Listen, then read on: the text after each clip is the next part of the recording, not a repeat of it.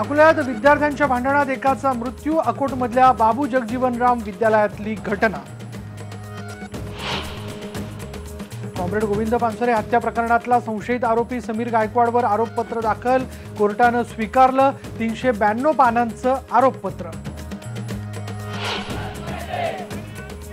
जायकवाडीचं पाणी शेतीसाठी सोडा, शेतकऱ्यांनी केलं ठिय्या आंदोलन, उद्योगांसाठीचं पाणी केलं बंद। परभणीतल्या पपई उत्पादक शेतकऱ्यांची परिस्थिती वाईट, एका पपई मागे मिळतायत अवघे 5 ते 6 रुपये। राज्यात खासगी जमिनींवरची अनधिकृत बांधकामं नियमित करणार, महसूल मंत्री एकनाथ खडसेंची विधानसभेत घोषणा। एक आठवडा वाया गेल्यावर आज सुरू झालं अधिवेशनाचं कामकाज, मुख्यमंत्र्यांनी दिलं विविध विषयांवर उत्तर। सगळे शेतकरी पोटभर खातील किंवा गरीब लोक पोटभर खातील तेव्हा त्यांच्या आत्मेला शांती मिळेल असं मला वाटतं। शेतकरी ज्या दिवशी पोटभर खाईल तीच वडिलांना खरी श्रद्धांजली, शरद जोशी यांच्या मुलीनं व्यक्त केली भावना। उद्या शरद जोशींवर अंत्यसंस्कार। आणि कोल्हापूर जिल्ह्यातल्या वारणेत रंगला कुस्त्यांचा फड, पंजाबच्या गुरु साहेबनं भारत केसरी रुबलला केलं चितपट। गावाकडच्या बातम्यांमध्ये आपण सुरुवात करणार आहोत मनमाडमधल्या एका ताज्या बातमीने। शिक्षक आणि विद्यार्थिनीनं आत्महत्येचा प्रयत्न केला, आत्महत्येच्या प्रयत्नात विद्यार्थिनीचा मृत्यू झाल्याचं कळतंय। शिक्षक आणि या विद्यार्थिनीमध्ये प्रेमसंबंध होते। नाशिकमधल्या मनमाडमधली ही घटना आहे, ज्यात आपण बघतोय की एका शिक्षक आणि विद्यार्थिनीने आत्महत्येचा प्रयत्न केलेला आहे। या प्रकारात या विद्यार्थिनीचा मृत्यू झालेला आहे। या शिक्षकाची प्रकृती गंभीर असल्याचं कळत आहे, पण या शिक्षक आणि विद्यार्थिनीमध्ये प्रेमसंबंध होते असं देखील कळतंय आणि त्यावरनं हा सगळा प्रकार घडला असावा असा अंदाज व्यक्त केला जातोय। नाशिकमधल्या मनमाडमध्ये ही घटना घडलेली आहे, याबद्दल आपण थोड्याच वेळात माहिती घेणार आहोत। पण आपण बघतोय आत्ताची ही ताजी बातमी अशी आहे की नाशिकमधल्या मनमाडमध्ये एका शिक्षक आणि विद्यार्थिनीनं आत्महत्येचा प्रयत्न केला। आत्महत्येच्या प्रयत्नात दुर्दैवाने या विद्यार्थिनीचा मृत्यू झालेला आहे। शिक्षक आणि या विद्यार्थिनीमध्ये प्रेमसंबंध होते। नाशिकमधल्या मनमाडमध्ये ही घटना घडलेली आहे। या प्रकारात या विद्यार्थिनीचा मृत्यू झालेला आहे। या शिक्षकाची प्रकृती गंभीर असल्याचं कळतंय आणि नाशिकमधल्या मनमाडमध्ये हा सगळा प्रकार घडलेला आहे। ही विद्यार्थिनी आणि हा शिक्षक या दोघांमध्ये प्रेमसंबंध होते आणि त्यावरनं हा सगळा प्रकार घडला असावा असा एकूण अंदाज व्यक्त केला जातोय अशी माहिती आहे। पण या सगळ्या प्रकारामध्ये या दोघांनी जो काही आत्महत्येचा प्रयत्न केलेला आहे त्यामध्ये दुर्दैवाने या विद्यार्थिनीचा मृत्यू झालाय। याबद्दल बोलत आमचे मनमाडचे प्रतिनिधी बब्बू शेख आपल्या बरोबर आहे। बब्बू, नेमका काय प्रकार आहे हा सगळा? हे दोघं जळगाव जिल्ह्यातील तालुका पाचोरा गाळणे येथील रहिवासी आहे दोघं, आणि हा एका संस्थेत शिक्षक आहे, संगणक शिक्षक म्हणून, आणि ही विद्यार्थिनी त्याच्याकडे संगणक शिक्षणाचं प्रशिक्षण घेण्यासाठी येत होती। दोघांचं प्रेम प्रकरण जुळलं आणि कदाचित घरच्यांना विरोध असेल याला, त्याच्यामुळे ते काल पळून आले होते। तशी तक्रार पाचोरा पोलीस स्टेशन मध्ये दाखल आहे। येथे पळून आल्यानंतर चांदवडला आले, येथे चंद्रेश्वर गडावर त्यांनी देवीचं दर्शन घेतलं आणि नंतर दोघांनी 20 प्रशासन करून आत्महत्या करण्याचा प्रयत्न केला। या घटनेत वैष्णवी या विद्यार्थिनीचा मृत्यू झाला आहे, तर समाधान पाटील या शिक्षकाची प्रकृती गंभीर असल्याने त्याला नाशिकच्या सिव्हिल हॉस्पिटलमध्ये दाखल करण्यात आले। धन्यवाद बाबू या सगळ्या माहितीबद्दल। पाचोरा इथले हे दोघं होते आणि हे दोघांमध्ये प्रेमसंबंध होते। घरच्यांचा कदाचित या सगळ्या प्रकारात विरोध असावा म्हणून हे दोघंही तिथून मनमाडमध्ये निघून आले। तिथून ते चांदवडच्या देवीच्या दर्शनाला गेले होते आणि या दर्शनानंतर त्यांनी विष प्राशन केलं। या सगळ्या प्रकारात या विद्यार्थिनीचा मृत्यू झालाय, तर जो शिक्षक आहे समाधान पाटील याच्यावरती उपचार सुरू आहेत, त्याची प्रकृती गंभीर आहे। यानंतरची बातमी अकोल्यातली ही धक्कादायक बातमी आहे की अकोल्यात विद्यार्थ्यांच्या भांडणात एका विद्यार्थ्याचा मृत्यू झालाय। अकोट शहरातल्या बाबू जगजीवनराम विद्यालयातली ही घटना आहे। युनिट टेस्टचे मार्क दाखवण्यावरून दोघा विद्यार्थ्यांमध्ये हाणामारी झाली। यात 11वीत शिकणारा शुभम ढगे या विद्यार्थ्याचा मृत्यू झालाय। ऋषभ अंभोरे या मुलानं शुभमच्या पोटात बुक्क्या मारल्या आणि त्यानंतर शुभम बेशुद्ध झाला। तो अर्धा तास बेशुद्ध अवस्थेतच पडून होता। शिक्षकांना या घटनेविषयी काही माहिती नव्हती। शुभमच्या कुटुंबियांना याची माहिती मिळताच त्याच्या नातेवाईकांनी शुभमला अकोटच्या ग्रामीण हॉस्पिटलमध्ये नेलं, मात्र डॉक्टरांनी त्याला मृत घोषित केलंय। या घटनेनं शुभमच्या नातेवाईकांनी पोलिसांच्या गाडीवर दगडफेक केली। पोलिसांनी त्यांच्यावर सौम्य लाठीमार केला। या घटनेनं परिसरात काही काळ तणावाचं वातावरण निर्माण झालं होतं, पण या सगळ्या हाणामारीत दुर्दैवानं या विद्यार्थ्याचा मृत्यू झाला। हे बाकी खरं। आज बाबू जगजीवनराम स्कूलमध्ये 2 मुलांमध्ये मारापिटी झाली। त्या मारापिटीमध्ये एका मुलाचा मृत्यू झाला होता, कारण त्याच्यामध्ये शाळेतील पेपर तो ऋषभ ढगे नावाचा मुलगा घेऊन जात होता। जो मारणारा मुलगा आहे रायबोले, तो मुलांनी त्याला दाखवण्यासाठी हट्ट केला, त्यांनी दाखवले नाही, त्यातून त्यांचं क्षणिक मारामारी झाली, त्यातून मृत्यू झालेला आहे। तर मारणारा अटक आहे का? हो, मारणाऱ्या मुलाला आम्ही आता ताब्यामध्ये घेतलेला आहे, त्याच्याकडे चौकशी चालू आहे। शुभमला मारलं गेलं, त्या शाळेची पूर्ण शाळा बंद पाहिजे। कोणती जगजीवन आहे? जगजीवन नाही आहे ती शाळा, जगाचा जीव घेण्यावाली शाळा, जीव घेण्यावाली आहे। मास्तर लोकांचं त्या शाळेत अजिबात शिक्षणात लक्ष नाही आहे। एवढ्या विद्यार्थ्याला मारलं, मास्तर झोपले होते काय? झोपले होते का? मला आम्हाला केले पाहिजे, आम्हाला त्या शाळा आम्हाला कारवाई केली, कानूनी कारवाई केली पाहिजे। विनाकारण मारलं, मी शेतात गेलो, 4-4, 5-5 जण मिळून मारलं, त्याला फेकलं का अतिशय मारलं, गच्ची दाबली याची, कायच्याच काही नव्हता। तो एकच मुलगा आहे, तो 2 बहिणी आहे। सांगा आता। यानंतर औरंगाबादमधल्या शेतकऱ्यांच्या आंदोलनाबद्दल जायकवाडी धरणातून शेतीला पाणी द्या या मागणीसाठी शेतकऱ्यांनी आज ठिय्या आंदोलन केलं आणि धरणातून औद्योगिक वसाहतीला जाणारी जी पाण्याची वाहिनी आहे ती बंद केली। ठिय्या आंदोलनादरम्यान शेतकऱ्यांनी सरकारविरोधात जोरदार घोषणाबाजी केली। जायकवाडी धरण बांधलं तेव्हा यातलं 10% पाणी शेतीसाठी राखीव असेल असं सांगण्यात आलं होतं, पण आता शेतीला पाणी दिलं जात नाही। आम्ही आमची पिकं आणि जनावरं जगवायची कशी? दुसरीकडे उद्योगांसाठी नियमितपणे पाणी सोडलं जातं असं शेतकरी म्हणाले। ब्रह्मगव्हाण पंप हाऊसवर जाऊन शेतकऱ्यांनी पंप बंद केले आणि उद्योगांसाठीचं पाणी बंद केलंय।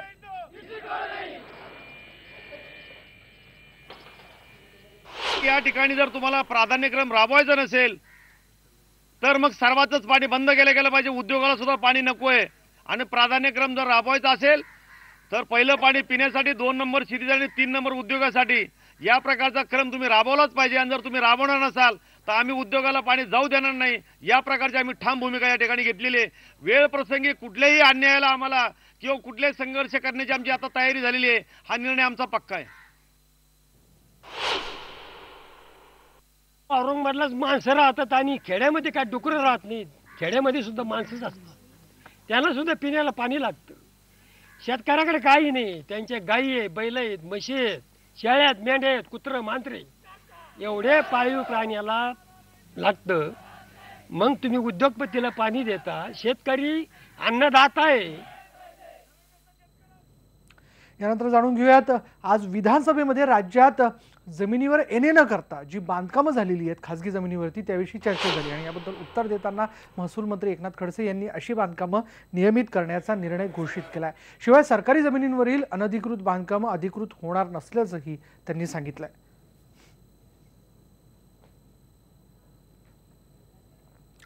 यानंतरची बातमी अहमदनगरमध्ये आज बेघर नागरिकांसाठी आंदोलन करण्यात आलं। मेरे देश में मेरा घर असं या आंदोलनाचं नाव होतं। प्रत्येक बेघर माणसाला 1 गुंठा जमीन द्या अशी मागणी यावेळी करण्यात आली आहे। मोफत घरांबाबतची आश्वासनं सरकारनं दिली आहेत, पण त्याबद्दल पुढे काहीच होत नाही। 2022 पर्यंत प्रत्येकाला घर देऊ हे सरकारचं आश्वासनही खोटं आहे। दखल घेतली नाही तर 27 डिसेंबरला रेल रोको आंदोलन करू असा इशारा आंदोलनकर्त्यांनी दिलाय। आंदोलनात महिला मोठ्या संख्येत सहभागी झाल्या होत्या।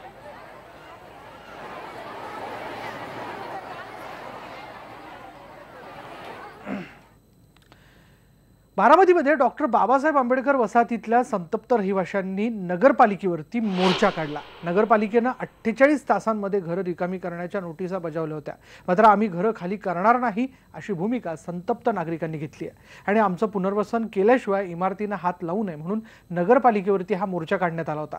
40 वर्षांपूर्वी बांधलेली ही इमारत कधीही कोसळू शकते असा नगरपालिकेचा दावा आहे आणि त्यामुळे नगरपालिकेनं 96 कुटुंबांना नोटीस पाठवली। या नोटिशीमुळे संतप्त झालेल्या नागरिकांनी हा मोर्चा काढला। त्यामुळे शेकडो महिलांनी नगरपालिका कार्यालयावरती मोर्चा काढला आणि याबाबत जाणून घेतलंय आमचे रिपोर्टर मच्छिंद्र टिंगरे यांनी।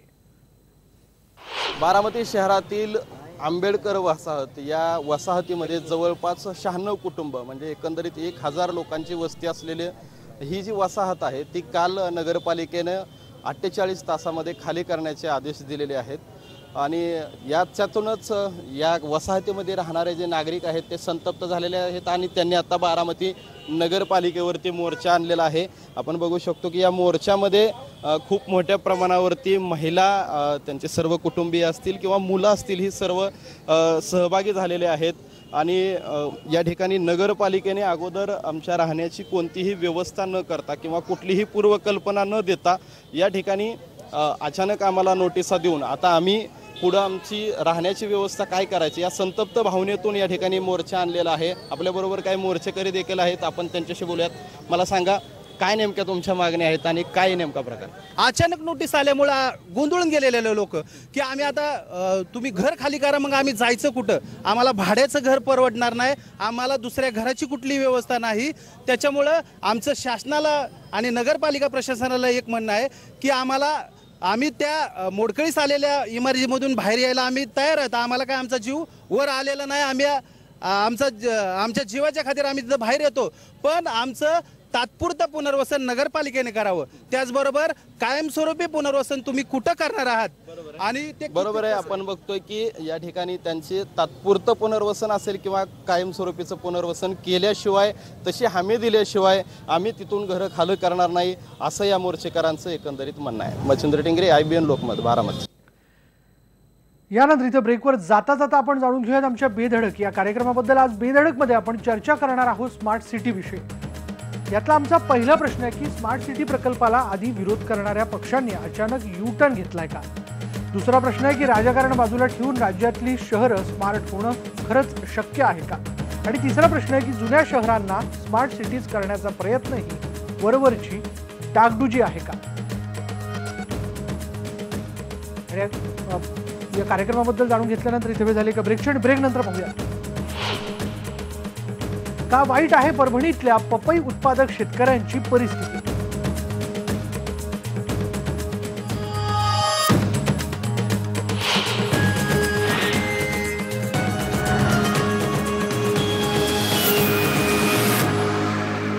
ब्रेकनंतर बातमी परभणीमधनं। परभणीमध्ये दुष्काळाची दाहकता भीषण आहे, पण असं असतानाही परिस्थितीशी झुंजणारे अनेक शेतकरी आहेत। पण सरकारी धोरण याही शेतकऱ्यांच्या मुळावर उठल्याने दुष्काळ खाऊ देईना आणि शासन भीक मागू देईना अशी अवस्था या शेतकऱ्यांची झाली आहे। परभणीच्या सूरपिंपरी या गावातील 3 शेतकऱ्यांनी ऐन दुष्काळात एक थेंब पाण्याची बचत आणि नियोजन करून 3 एकर शेतात 2700 पपईची झाडं लावली। 200 झाडं खराब झाली, पण उर्वरित 2500 झाडांना भरभरून पपई लागली। दिवाळीत पपईच्या उत्पन्नाला 15 ते 16 रुपये नग अशी किंमत मिळत होती, आता केवळ 5 ते 6 रुपये नग भाव मिळतोय।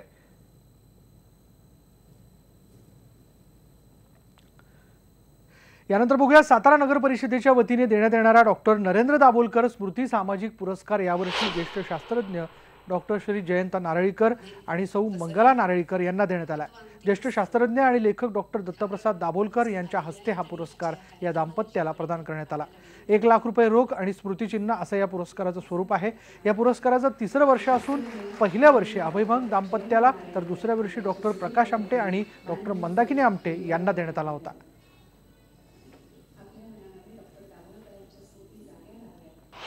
महाराष्ट्रातल्या शास्त्रज्ञांच्या बद्दल मला आदर आहे, पण स्वतःचा जो हे असतो, ज्याला तुम्ही म्हणता कॉन्स्टिट्युएन्सी म्हणता, स्वतःचा जो आधारवड असतो त्याला दुखवतील असं कोणी काही बोलत नाही। हे बोलायलाही फार मोठं धैर्य लागतं आणि ते जयंतरावांनी कायम दाखवलंय। आपण विवेकी आणि विचारी माणसं झालं पाहिजे। प्रत्येक धर्मातल्या चांगल्या पटणाऱ्या विवेकवादी गोष्टी आपण का घेऊ नयेत? त्या घ्याव्यात, कारण ते संबंध मानव जातीच्या कल्याणासाठी असतात। आणि यानंतर इथे वेळ झाली का ब्रेकची, आणि ब्रेक नंतर पाहूया कोल्हापूर जिल्ह्यातल्या वारणेत रंगला कुस्त्यांचा फड।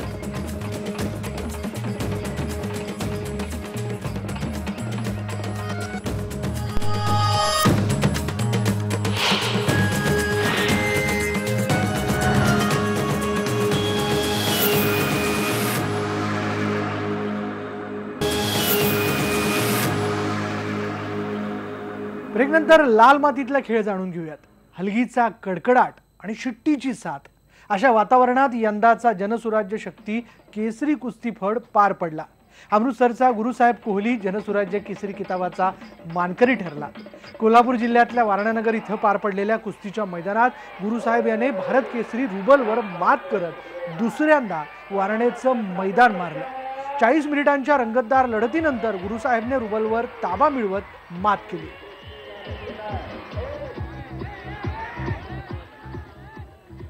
जगात भारी कोल्हापूरला कुस्तीचं जन्मस्थान म्हणून ओळखलं जातं आणि याच कोल्हापूरमध्ये आज एक कुस्तीचा आखाडा रंगलेला आहे। खास तुमच्या भेटीसाठी खरं तर कोल्हापूर जिल्ह्यातलं जे वारणानगर आहे याच वारणानगरमध्ये हे कुस्तीचं मैदान आपण बघतोय। दरवर्षी जनसुराज्य शक्ती पक्षाचे जे संस्थापक अध्यक्ष आहेत विनय कोरे यांचा जो वारणा उद्योग समूह आहे याच उद्योग समूहामार्फत दरवर्षी हा कुस्तीचा आखाडा या ठिकाणी आयोजित केला जातो आणि यंदा देखील राज्यातलेच नाही तर राज्यातल्या बाहेरचे देखील या ठिकाणी अनेक पैलवान या कुस्तीमध्ये सहभागी झाले आहेत आणि आपण समोर बघतोय अतिशय प्रचंड चुरस या ठिकाणी दिसून येते। वेगवेगळे डाव टाकले जात आहेत। लाल मातीशी नाळ जोडत आजही या सगळ्या पैलवानांनी कुस्तीशी जे नातं आहे ते नातं या ठिकाणी जपलेलं आहे आणि त्यासाठीच आपण बघतोय मोठ्या प्रमाणामध्ये या ठिकाणी जो जनसमुदाय आहे तो देखील या ठिकाणी जमलेला आपल्याला या ठिकाणी बघायला मिळतोय। प्रोत्साहन दिलं जात आहे, शिट्ट्या मारल्या जात आहेत आणि हलगीच्या तालावर खरं तर ही सगळी कुस्ती लावली जाते आणि त्यानंतर आपण बघतोय हे सगळे पैलवान कुस्ती जिंकत असतात आणि हीच कुस्ती बघण्यासाठी आपण बघतोय समोर बिहारचे माजी राज्यपाल डॉक्टर DY पाटील हे देखील या ठिकाणी हजर आहेत। विनय कोरे देखील आहेत, त्याचबरोबर इतर जे सगळे मान्यवर आहेत ते देखील मान्यवर या ठिकाणी आहेत। त्यामुळं राज्यातलेच नाही तर वेगवेगळ्या राज्यातले देखील पैलवान या ठिकाणी दाखल झालेले आहेत। अगदी आपण बघितलं तर जनसुराज्य शक्ती केसरी हा जो किताब आहे या किताबासाठी सोनीपतचा मौसम खत्री आणि साबाचा अमृतसरमधील गुरुसाहेब सिंग कोहली या दोघांमध्ये लढत होते। त्यामुळे ही सगळी लढत बघण्यासाठी वारणानगर परिसरातीलच नाही तर कोल्हापूर जिल्ह्यातून कुस्तीप्रेमी मोठ्या संख्येनं या मैदानावर दाखल झालेले आहेत। व्हिडिओ जर्नलिस्ट प्रमोद सौंदडेसह संदीप राजगोळकर, IBN लोकमत, कोल्हापुर। ऐसा दंगल ऑर्गेनाइज करने से आप अपनी जो देश की यंग पीढ़ी है उसको मौका मिलेगा ताकि वो गलत काम किसी भी तरह के छोड़ के किसी भी खेल में जाए, जिससे पूरे देश का नाम रोशन होगा। और आज इस दंगल में जीत प्राप्त करके मुझे बहुत खुशी मिल रही है। ये सब क्रेडिट मेरे गुरु सरदार पदात पहलवान जी को जाता है, जो कि पंजाब में खुवाली गांव है, वहाँ पे बहुत बेहतरीन कुश्ती खड़ा चलता है, जिसमें से बहुत अच्छे पहलवान आगे आ रहे हैं। स्कूल में छोटे से लेके बड़े तक जितनी भी सफलताएं हैं खड़े की, ये सब गुरु पदात पहलवान जी की देन है। ह्या नव्या युगामध्ये कुठेतरी हे मागं पडत निघालेल्या ह्या कलेला पुन्हा एक नवी प्रतिष्ठा मिळवून द्यायचं। नव्या पिढीतली मुलं सुद्धा ह्या क्रीडा प्रकारात आली पाहिजे। म्हणजे क्रिकेटसारख्या विदेशी क्रीडा प्रकारांच्या बरोबरीनं आपले हे देशी ग्रामीण भागातले क्रीडा प्रकार जिवंत राहिले पाहिजेत, वाढले पाहिजेत आणि या भागातल्या मुलांना त्यातून पुढे जाण्याची संधी मिळाली पाहिजे। हा एक प्रयत्न आम्ही यातून करतोय आणि त्याला प्रचंड मोठा साथ लोकांच्या माध्यमातून या ठिकाणी मिळते। या घडामोडीनंतर गावाकडच्या बातम्यांमध्ये इथेच थांबणार आहोत। पहा फक्त IBN लोकमत।